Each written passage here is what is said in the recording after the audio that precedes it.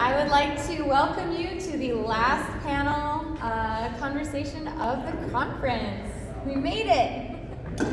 All right, so I would like to introduce you all to Roadmap to Data Standardization in Controlled Environment Agriculture.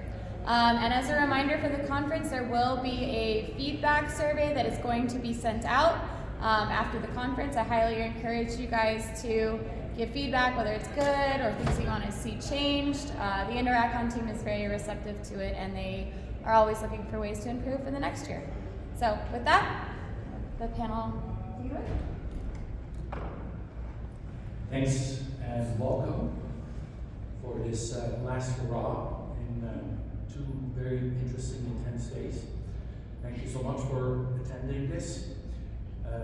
For many reasons, these kinds of topics around standardization tend to be kind of a boring topic. So I want to make this more interesting because it is a very interesting development, of course, to talk about things like standardization. Don't want to use that word too much because it somewhat is also like a rigid form of organizing things. And we're kind of like a quirky, innovative, interesting, emerging ecosystem. And I appreciate that we have a fantastic, interesting, diverse group of panelists here. We'll start with a short introduction for Melanie. She can actually explain herself the best way.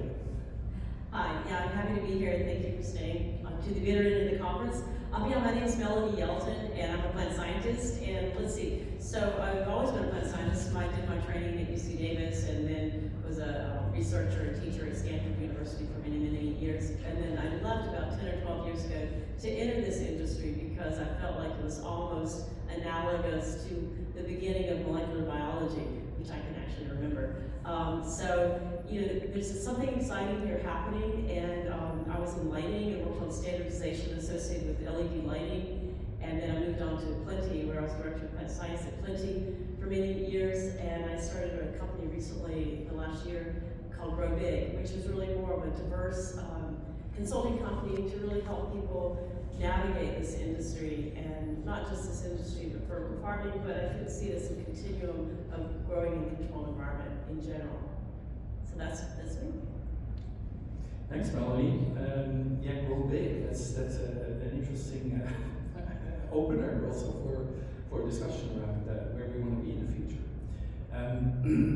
Curt, you're one of the few lawyers I know who ended up operating in a greenhouse. How did that happen? I got saved after I served my time as a lawyer. This is my second career of 10 years.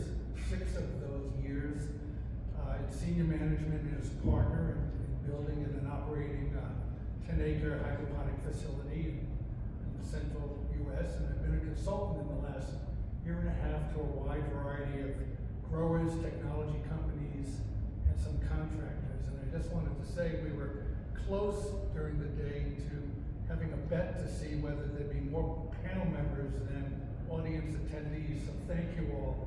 You've made this what should be a pleasurable experience. Thank you.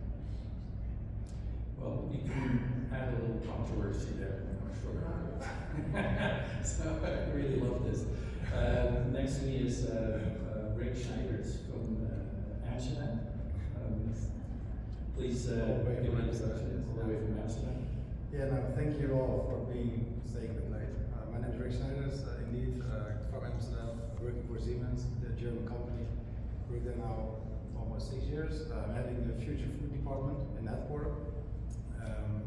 3 years ago, Siemens started a competence center actually for agriculture. We saw there is a big need in general for sustainable food production. So for us to learn what is actually, how can we drive, how can we support being a big industrial company, being active in more than 20 different markets, we saw that actually there is a need to standardize it, to have in general industrial automation being more integrated into this field. And from there also we started to collaborate with companies like 80 Acres in the US, and we learned a lot of their challenges. And I think one of the challenges that they have is that there is limited to no data available for them to optimize That's actually how it started, to scale and to also learn from many different companies all over the world. How can we as a company, as an industry, help these growers, help these companies that are reinventing new business models to scale more faster? So that's actually, why I'm sitting here. Motivation. Yes, exactly. Thanks. We had 5 years ago this epiphany as a group of people, both US and in Europe, to start an association called FarmTech Society, with the idea primarily also to discuss this dilemma we're having in our sector. One, because it's a dilemma every grower has a little bit, and that is that you're not sure what you're doing is actually working well. I mean, you're happy to survive the season, happy to grow something and then actually go to market with it and earn a living, but it's a different matter of measuring the unit economics and the operational costs and the CapEx locations and all these things. So agriculture is a very complex undertaking, and it is very old-fashioned. Knowledge transfer is not really organized well in a kind of like an open domain. It's more kind of a transformation or transfer of knowledge from one generation to another. If you're a farmer, if your father was a farmer and you take over the farm, you learn from him primarily and not from anybody else how to operate successfully a farm. Now we're in a kind of a different age now, for whatever reasons. I mean, there are many reasons to think that the way we farm is no longer working, and particularly in this segment, this niche segment of CDA, there's quite a lot of people who really think that we need to improve or change or update or upgrade the way we grow food. It's a lot of the motivation. At the same time, it also is a really interesting opener to people from other parts of the world, from a professional point of view, to look into agriculture and think about how could we do this better. Because the effort in a combination, or as Bettina Roth, also from Siemens, from Siemens said, it takes a village to raise a kid. So you really need to have a better understanding as a collective and use the collective knowledge to solve these challenges. And we have very severe challenges, namely the succession problems we have, the labor problems, the energy problems.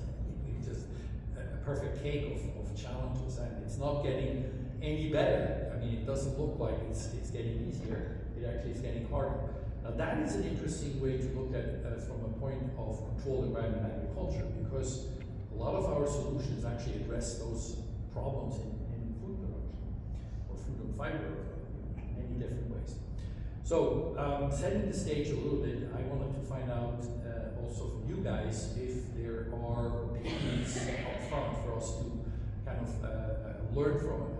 And we can just encourage you to be very engaged in raising your hand and asking questions, or differ with our opinions. We have all different opinions about it.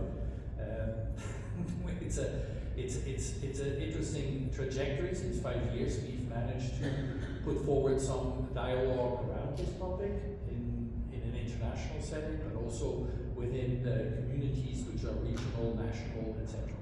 And there's even organizations now like the CA Alliance, who actually has produced this or is going to produce some interesting guidelines on sustainability metrics. There's the Research Innovation Institute, who's also done similar work around water use and benchmarking for energy footprint, which is forthcoming too. And there's a bunch of other initiatives. But the dilemma, as we identified it, is always that these are fragmented efforts, and these are not really answering the question. What I always raise is like how much of an incentive does a grower need to really see the value of sharing information to achieve a kind of like a harmonized data collection system, but also to agree on certain standards around food safety. I mean, we don't have any standards on how long you need to wash your hands when you work in an agriculture setting, but we could do that as a first step towards controlled environment agriculture, because that's one of the strengths that we have. So anyway, I'm just gonna ask you guys to raise your hand if you think that this topic is essential for growing beyond that niche we have. Okay? I would say about 50%, right? Or maybe a little bit more. More than that, yeah. Yeah, so everybody everybody else thinks it's Preaching to the not. choir.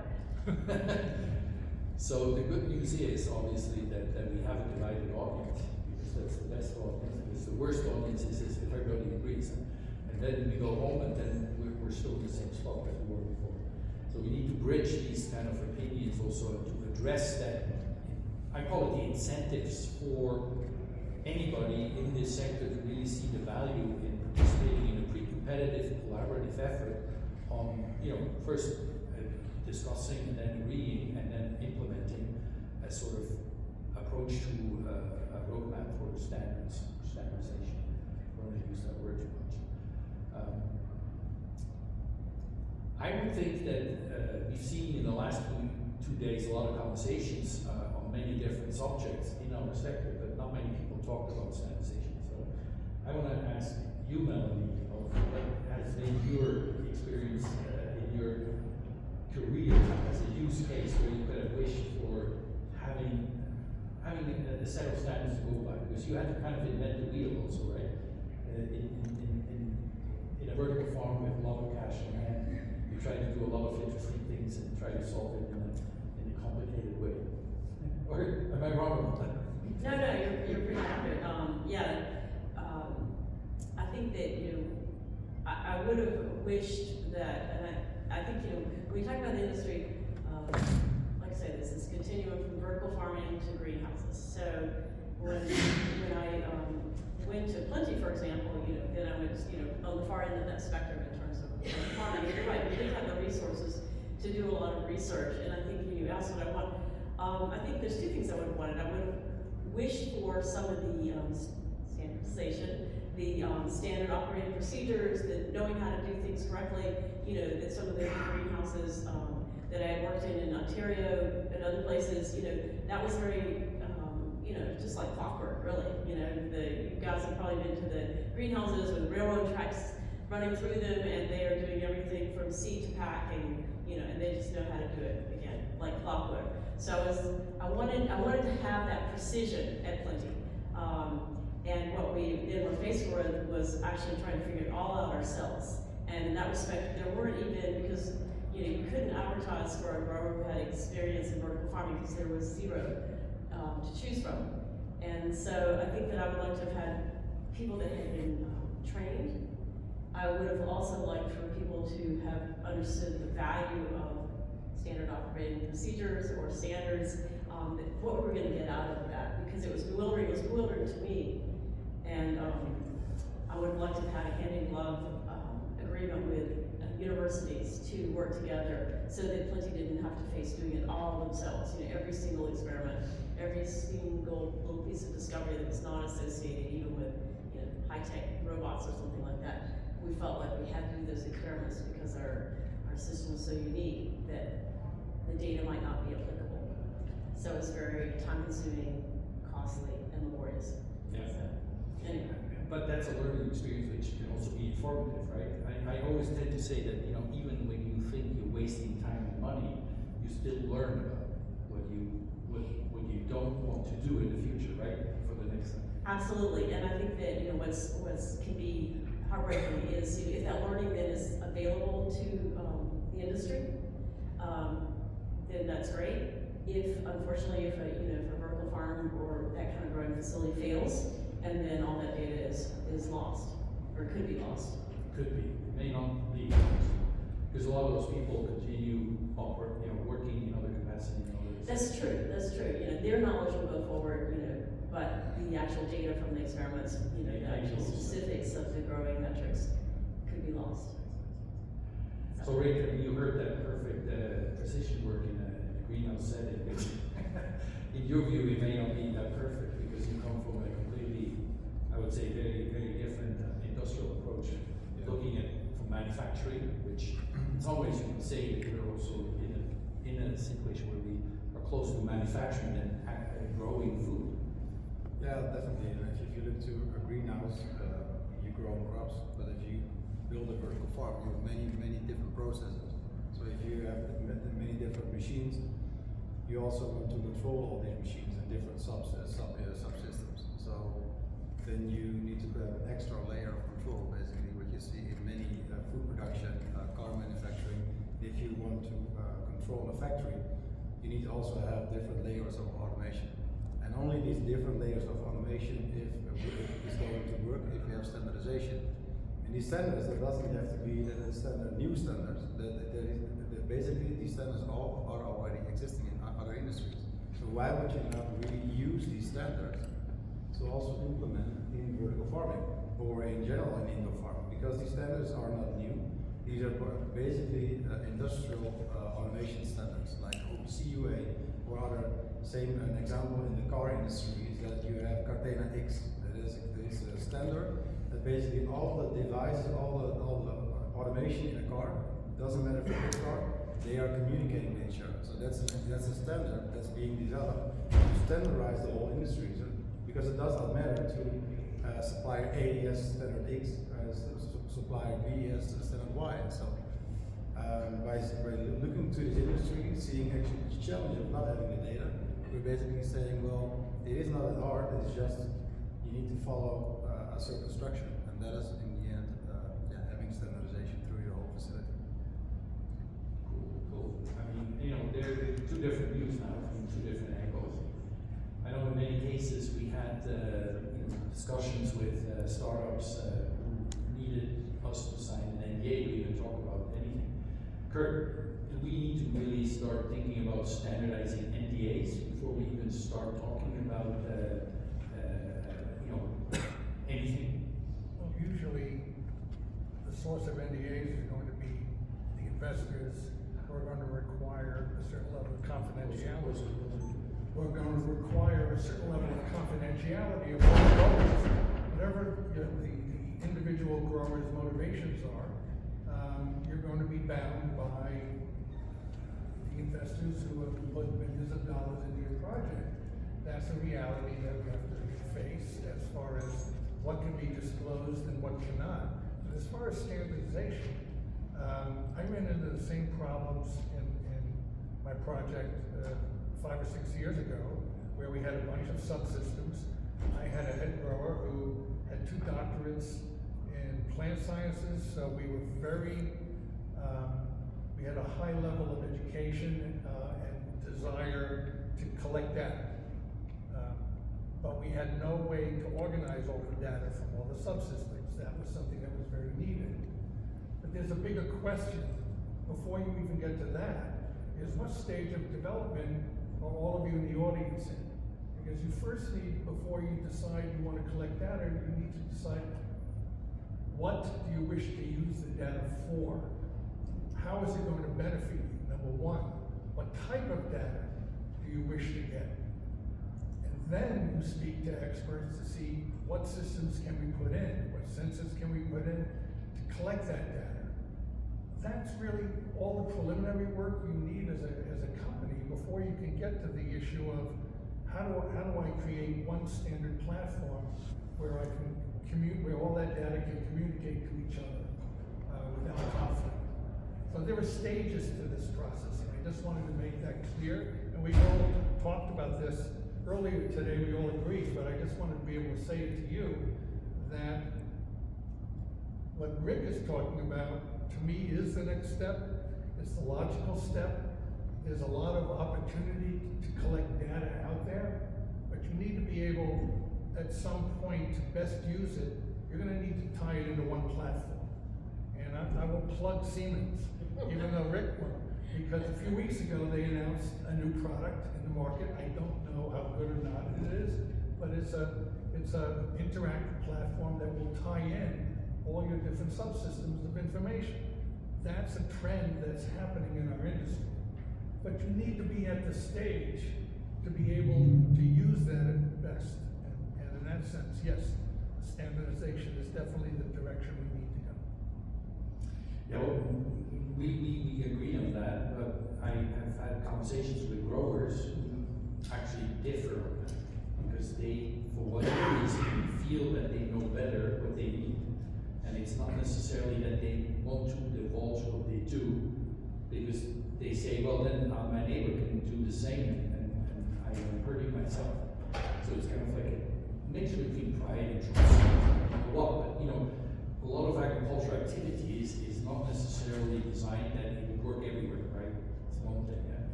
by mimicry way, and even they've tried it, it's actually always a different outcome, which is interesting. But agriculture, by definition, is also something very individual. So the way entrepreneurial thinking is in agriculture is, it's not manufacturing thinking, unfortunately. I mean, for me, it's also how can we incentivize, or what ideas should we have for incentivizing a grower community to really see a value on actually doing this. You know, they want to learn, of course. They all admit they want to actually achieve a better result. They want to earn more money. They may want to grow too. I mean, that's another question. Some farmers don't want to grow. They're just happy with the doing. So we need to take account of that too. Any suggestions, ideas? I mean, why incentivize that? Because, you know, there's a lot of free information already out there. Other industries show also how they do it better and how they scale it or whatever. I think in the end, the data is always owned by the grower, right? So the data that is coming out of your growth process, that's the value what you have. So it's not the architecture, it's not the technology that is the value. The value is what is actually coming out of my growth process. So by having that information, then you create value for yourself. And what you do with this data, that is of course that you can choose to give it or not give it, or create a business model of it, or maybe have an exchange with other companies. So there are a lot of possibilities. But I think to have the data, that's the first step, that you need to create a system that is in general possible to have data. And then the second step is that you go and decide what are you going to do with the data. But it's not a supplier that has the data, it's the grower that is in control of his process. That's in the end how you see it also in factories. The factory owner has the data of the process. It's not the technology architecture, they are open. So that's how we see it, as that in industrial automation you have more, you have an open platform, and in the end you as an owner of your farm or vertical farm, you can choose whatever you want to do with it. But if the farmer doesn't trust that, how can you provide trust to this? So the trust of not having data or have data? No, I mean, the trust to be guaranteed that he will not be losing his proprietary information, for instance, or. But it's not going somewhere else, right? Because he's owning his application. So I do understand that if somebody else is controlling your system, then but it's the same in the App Store. If you host an app, everybody knows what your app is doing. So you need to have a certain trust in an ecosystem, in partnership, and how you're doing and running your business model that it will scale with you. That's of course the whole idea of digitalization. Right. I mean, it makes sense to me, but in my conversation with growers, we have a question. Well, so I think about in America, granges and the tradition of granges. They're able to talk about, well, what's the price you're getting per bushel? Or what are some of the insect pathogens that you're experiencing in your environment? So I'm wondering if there are any examples within the CEA community that are analogous to the traditional grange approach. It's interesting. Can you describe grange a little more? Yeah, I mean, they're basically, so I grew up in rural communities, and actually I live in an urban one now, but granges are still very active. So there are places where historically when a town was first built, it was one of the first buildings that was built. And it's where farm families, and the majority of the families in the United States were farm families, would gather outside of the church. It was the other place. And sometimes there was church on Sundays there too. And it was literally what I'm talking about. They would go, and it was a way that they could actually fairly trade on the market. So it was one of the only ways that they would know what each other was getting, the price per bushel or pound or whatever it was that they were selling. It was also a way that they could then fairly negotiate for the supplies and materials that they needed. Because if somebody was being charged way more, they would hear about it at the grange, or way less. And oftentimes it was some sort of familial relationship that led to the price differentiation. And there was only one way that you could deal with that, and that was by talking to other farmers. And so I'm wondering if there's any kind of analogous approach. Maybe it's in the EU, maybe it's not here in the United States, where that sort of. My own experience in the industry is, unfortunately, I don't see it, and I think part of it is geography.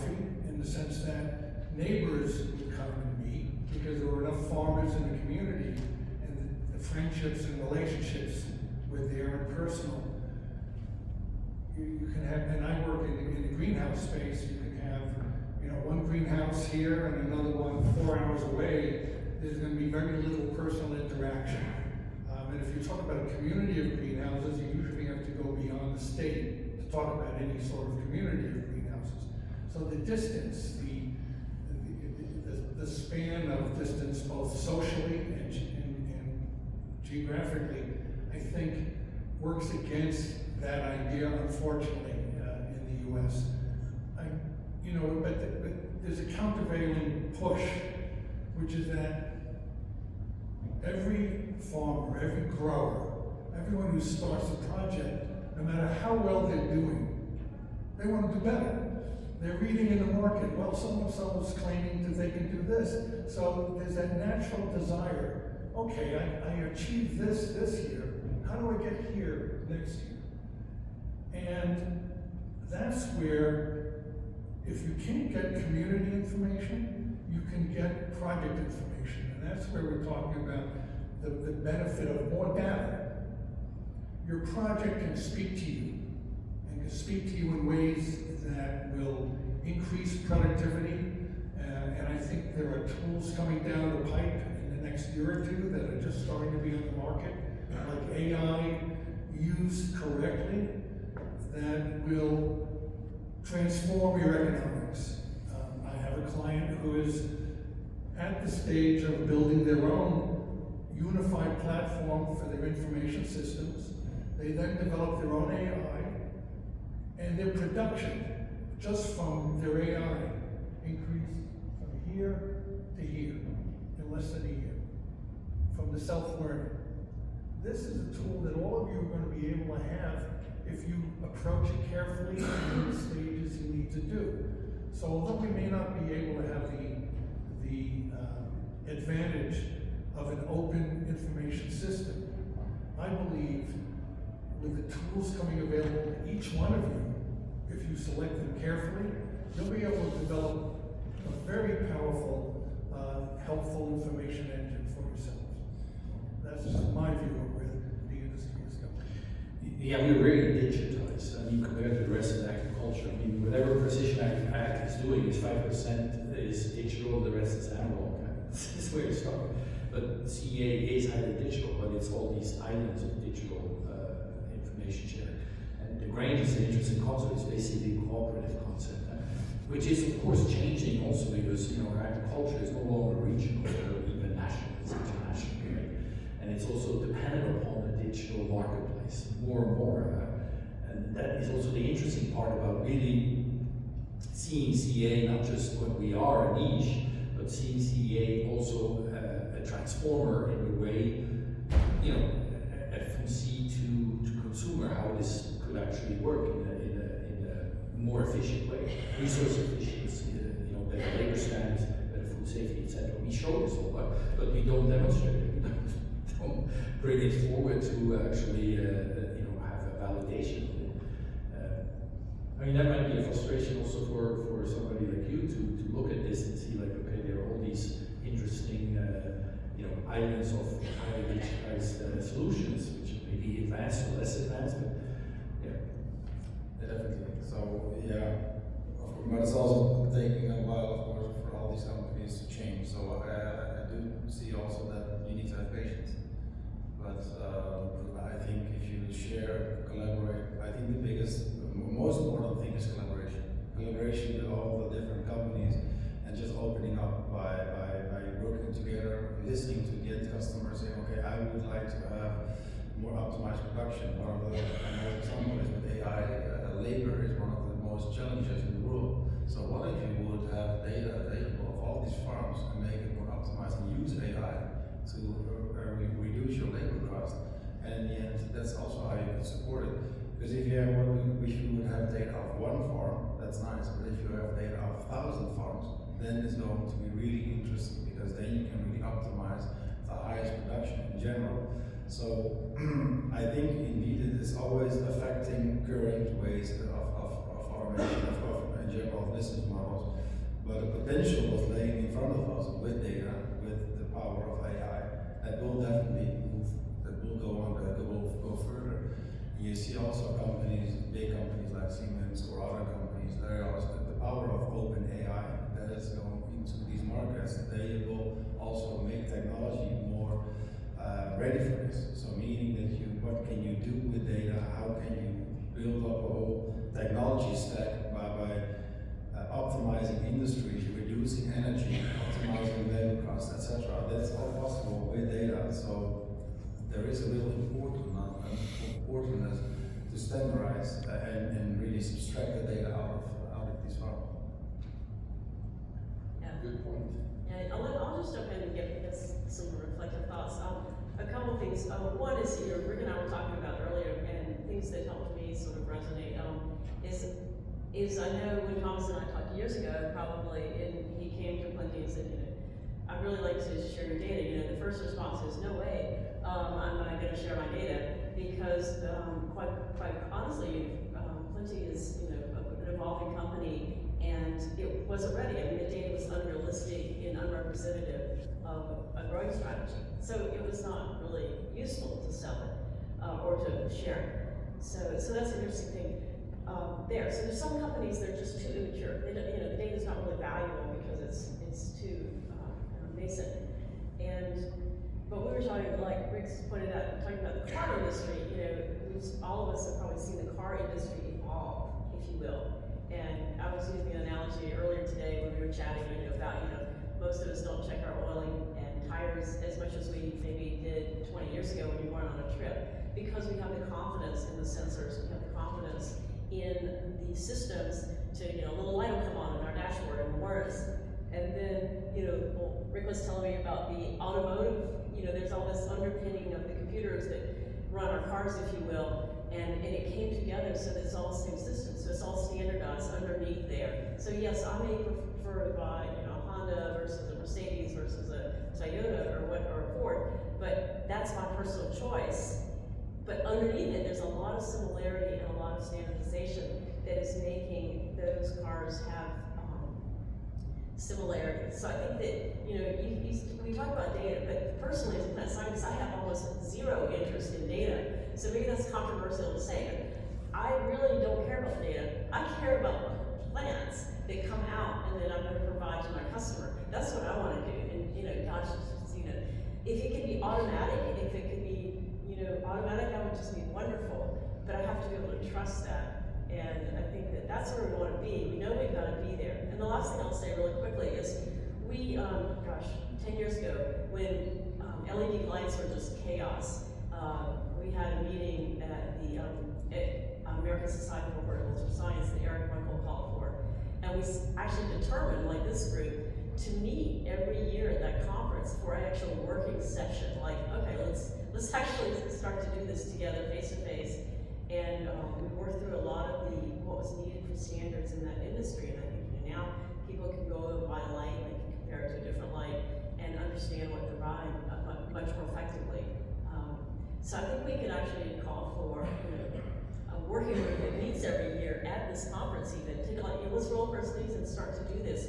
Not in a panel like we're doing now, but in a group of the interested parties to say, yeah, let's make this happen. Let's make it like the car industry. Let's guide and direct how we want our industry to grow effectively and efficiently, using the most established places, where they can provide some valuable data to create that standardization. And I'm talking again, greenhouses to vertical, whoever has growing strategies that are effective and moving forward. Because to me, a greenhouse is just a vertical farm which has variable light. I mean, you're still monitoring all these things for the output of plants. So it's the same data, if you will. Okay, that's my 2 cents. I wanted to expand on that point, not just as far as communication within CEA, but for example, the National Grocers Association had their conference right next door. How many of you thought to go over there and see their exhibition? Yes, we all could have. Why aren't we, it's 2 different organizations that are so naturally next to each other. Why don't we have meetings? Why aren't there seminars together? Ways to get to know each other and know more about each other. It's just not even thought of. But why it should be. Actually, think about it. I've known for many years now, and you know, the incentivizing topic is something that starts with retailers in some ways.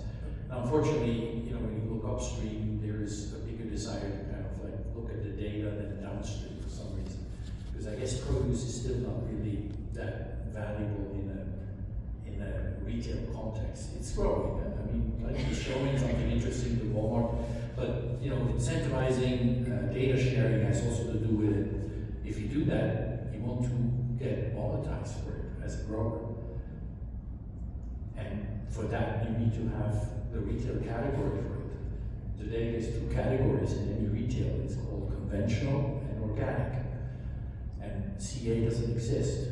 You can grow both conventional and organic produce in this country and be in that category, but that's it. And so you're in the same bucket like any grower who grows anything differently with the same product.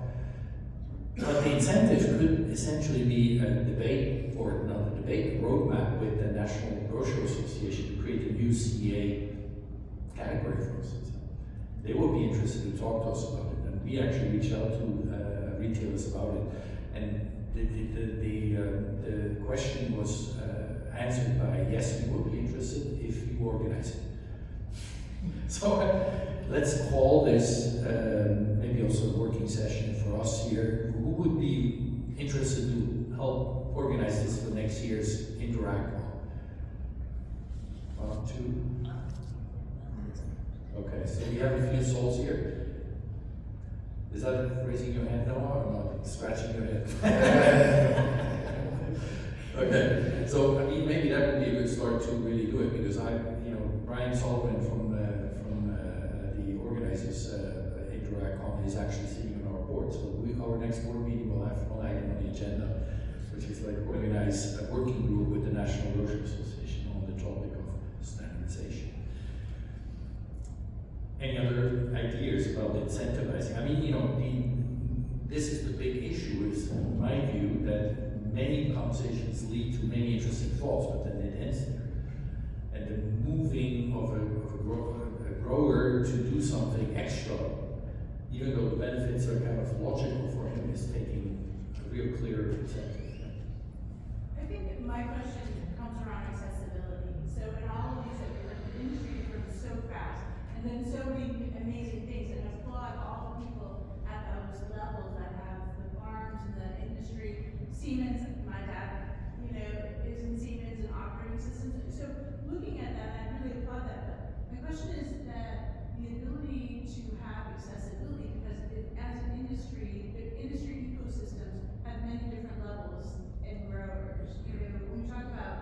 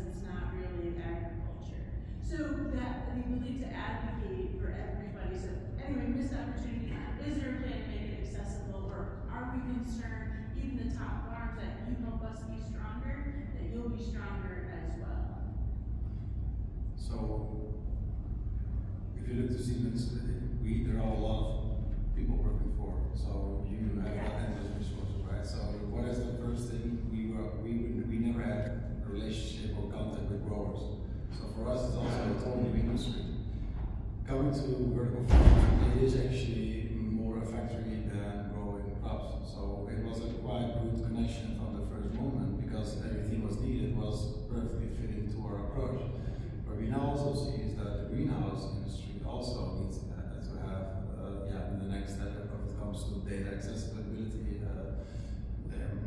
everything integrated. So for us, it's also about collaborating with companies in the ecosystem. So sharing our knowledge, but also working with all the companies out there that do this already. Then 100%, of course, you also need to make it scalable for other greenhouse owners or builders or that have less complex systems. Of course, I think it's good that the vertical farming industry is now making important steps where the other industry will benefit from, because it's always reinventing and we'll looking what is needed. And in the end, you will end up with a system what is scalable, and you don't need to have always a Ferrari. Maybe you need to have this Volkswagen or a different model. So you will have different models of automation, and it will be modular. So if you have one greenhouse or you have 5 or 10, it's just multiplying your stack of automation. And that's basically the same in vertical farming. It's only having a different entry point. So our entry point is now, of course, is actually indoor growing. But vertical farming was actually for us a really good use case to learn, okay, what is it? How can we help the industry? But that's definitely going also to the greenhouse industry. So I'm convinced that it will happen. I almost feel like sometimes I just want to be the younger sibling with the hand-me-downs. Because where you were at happily 3 years ago is probably appropriate. You need lots of hard work, but you know, as we could just continue to grow in whatever ways. So that's all. Thank you. I appreciate it. But it's also even for a big company, it's quite challenging because you have all these people and they are not. We are also learning how can we help these companies and how can we help these companies. So you have resources available, and how can you then make a solution what is really contributing to the industry? It does not make sense to make something, and that's also not how Siemens is in the game. But it's really about helping with accessible solutions, and that's not a strategy to make something totally different. It's just sharing the knowledge, and that's also about standardization. It's not having one brand. It's also having other brands. But you need to do it together, and that's why collaboration again. That's also how we are saying, please come to us. We want to collaborate. We want to share our knowledge, but alone we can definitely not do it. Yeah, there's a bunch of questions. So you first. Oh, no, actually, you back there. Yep. Just a couple of comments and a question. First of all, thank you all very much. Huge fan of data. CA seems to be lacking behind other industries as a whole as it relates to utilization of data integration. When you go into oil and gas, other manufacturing systems, you've got an entire platform that can tie into a PLC system between labor operations, in this case, growth system, irrigation, fertilization, lighting, electrical use, all the way to your packing line as it relates to weight, number of ponents, the whole process contained in one system. Right now, every data company that I've talked to here at this conference, they can tie in an API system, which is great. The problem with that is that I've got my own information system with my pack line. I've got my own labor system over here. I've got my own growth system over here. From an operational standpoint, I've got 3 separate individual systems. It's really nice to tie into an API that then gives me a common dashboard. And I've got to cross-train all my folks into 3 different systems. So number one is, when do you think the industry from a data standpoint is going to start to migrate towards best practices that we're already seeing in other legacy industries? So that's number one. And number two, from a cost standpoint, when it comes to data integration, most of us are in the process of growing or building 50, 100, 200, 300 grand to tie in all these different information systems becomes cost prohibitive. So when you start talking about the Ferrari versus the Volkswagen, right now for a lot of us, that data integration process is cost prohibitive. Both from a train standpoint, IT standpoint, and whether or not you're in Alaska trying to connect to the internet. Some don't have access to cloud. So looking at cost parity as it relates to operational efficiency sometimes becomes a little bit cumbersome. Where is the industry going right now with using best practices with other industries that's cost effective? Yeah, we have obviously, global situation with CA actually happening in many different places, which is also a new phenomenon within agriculture. I mean, yes, we had that with synthetic fertilizers, etc. But I think the opportunity in the digital integration is, of course, starting to really be very much of an important development, not only within the ag community or the CA community. I mean, every larger company, every government, literally everything, wants every industry to be fully integratable. This is not only a demand or a reason to think about it, it's actually unavoidable. Let's put it this way, right? Oh, 100%. I think a nice example is our partnership with 80 Acres. That was the first point where they mentioned that we want to have one single pane of glass. Is that you want to have one operational system and not 7 to control everything. This is possible to do, but of course, again, it's coming not to us because Siemens has the SCADA system. It's called SCADA. You have a farm management system, it's an operating system, what ties in every single element of your production, from seeding to growing, from harvesting to packaging. Everything is being controlled about one operating level. That's what is typically being used in many industries. So if you want to have this, you need to collaborate with all these different companies to have from 7 screens having all the data available in one screen. But even further, because if you want to change something in that operating system, you also need to interfere with the other systems. And that's now, indeed, you have a one-way API. It's nice to have data, but you actually need to have a two-way API to also give set points back, because I want to have a higher temperature, more water. So basically an automation stack where everything is integrated but also being operated from one single entry point. And that's where the industry already is, but it could also definitely be implemented in the CA space.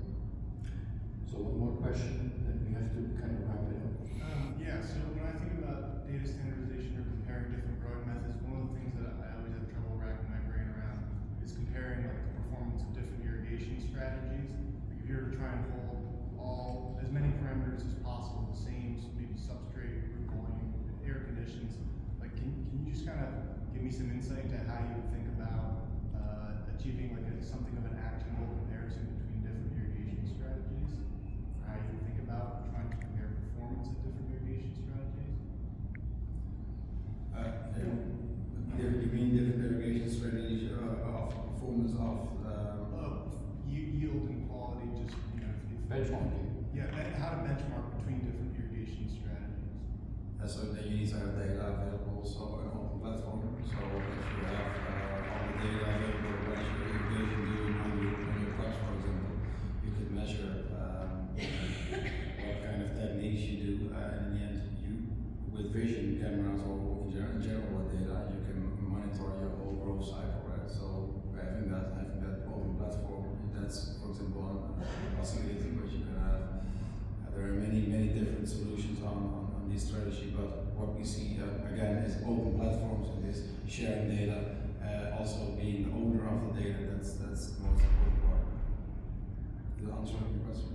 I guess if I'm thinking like if you're to compare NFT and ebb and flow, like is there a metric or a way of thinking to compare those two, or do you kind of have to start from zero? I mean, I think you're asking me a really good question, and I think I would address there's a couple things. We don't know exactly the answer, and I think this is where projects like the autonomous greenhouse projects that happened in Botany in the last 3 years, cucumbers, tomatoes, peppers, and then this year they were dwarf tomatoes.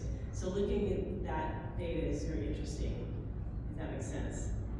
And then again, what you're asking though is kind of what I was calling for before, like where you go to school and you're saying, okay, is it deep water culture, is it NFT, or is it aeroponics, which one's really the best?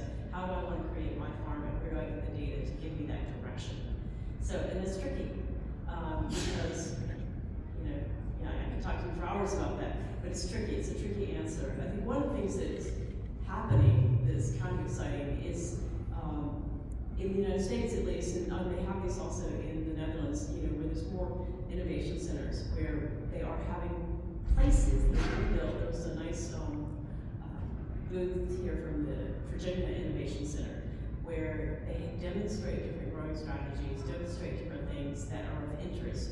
I know there's a plan to build one in Pennsylvania and also in California, where it's not so much, academic research presented here, but it's where we can have these demonstrations, we can have this applied research of comparing things like that in an open way where that data is available, so that it's controlled. And again, this is what goes back to the autonomous greenhouse competitions, where they had an on-site bargaining growers growing in the way that's traditional, and then they had multiple greenhouses side by side being grown competitively, autonomously. So I think I would look for those, and I would demand those from the USDA money. Some of you from the USDA talks, but that's something that should be done, and that's where I'm kind of was saying before that basic research like that should not be done in companies. It's almost too time consuming, too expensive. Those kind of comparative studies, that irrigation strategies for high wire crops, those can be done in the public domain, and then that data should be available and feed into the operating systems that could be developed, and then keep feeding into stronger and stronger standardization. Does that help answer your question? Yeah, it sounds like it's a hard answer to. It's a hard answer, but we've got to have good. But it's a very important one. I mean, one of the incentives, I think, could also be the use of these innovation centers, or we call them in Europe field labs, which is really actually demonstrating to the growers what works and how much it works, and what are the differences. Right. And this is a public-private domain, and it's very applied, and I think this is something that, for instance, in the US market is really much needed, just to scale it here. And it could also really lead then also for a more open platform sharing situation in that sense. Running out of time, I just wanted to close the panel by just quickly asking everybody from the panel to ask the question, why? Why standards? Optimization, I think, and make it more efficient. So cost reduction, there are many advantages of the standards. So it is a way to monetize. Resilience of an industry, optimization, changing new business model opportunities, future. So yeah, Melanie? Yeah, I think the reason for standardization is so we can actually grow the food, so we can actually address crop diversity and producing many more crops, so we can feed more people locally in Alaska and other small towns. And so yeah, we want to grow the food. We don't want to be inefficient about it and keep recreating the wheel and not share the knowledge base that other people have. So yeah, make progress faster. Great. Curt?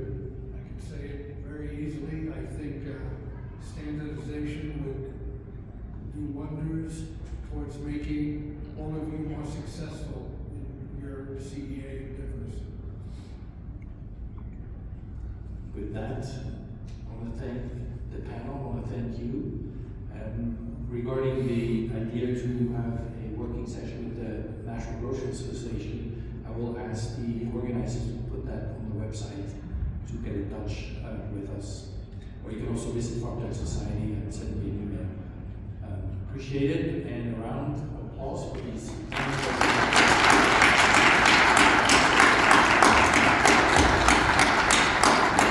Thank you very much. Safe travels.